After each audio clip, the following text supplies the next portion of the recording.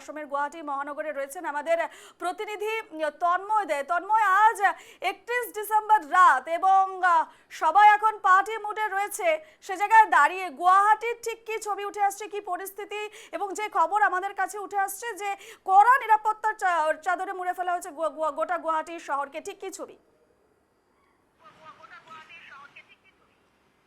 দেখো রূপা, যেহেতু আজ বছরের শেষটা দিন, আর আজকের দিনটাই দেখা যায় রূপা যে বিভিন্ন জায়গায় কিন্তু রাতের দিকে কিন্তু বিভিন্ন দুর্ঘটনা ঘটে।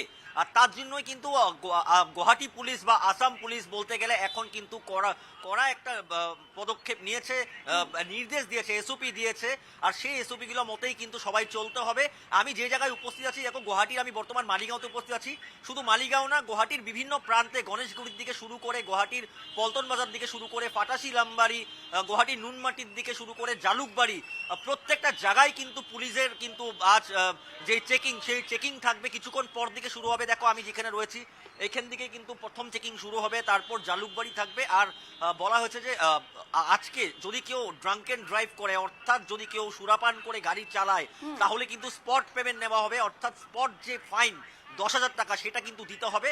আর সবাইকে সতর্ক করে দেওয়া হয়েছে, সবাইকে বলা হয়েছে গুয়াহাটিবাসীকে যে ড্রাঙ্ক অ্যান্ড ড্রাইভ না করতে, অর্থাৎ সুরাপান করে গাড়ি না চালাতে। কারণ রূপা দেখা যায় যে বিভিন্ন জন কিন্তু আজ সবাই একসাথে ফুর্তি করে, পিকনিক করে, আর সেই পিকনিকে, সেই আনন্দতে কিন্তু তারা সুরাপান করে, আর সুরাপান করে তীব্র গতিতে গাড়ি চালায়। যার ফলে কিন্তু দেখা যায় বিভিন্ন সময় 31 ডিসেম্বরে কিন্তু সেই রাতে কিন্তু বিভিন্ন ধরনের দুর্ঘটনা ঘটে সড়কে। অর্থাৎ এইবারও একই পদক্ষেপ নিয়েছে। দুর্ঘটনা এড়াতেই কিন্তু অসম সরকার অর্থাৎ অসম পুলিশের তরফ থেকে কিন্তু এক বিশেষ পদক্ষেপ নেওয়া হয়েছে, একটি এসওপি জারি করা হয়েছে।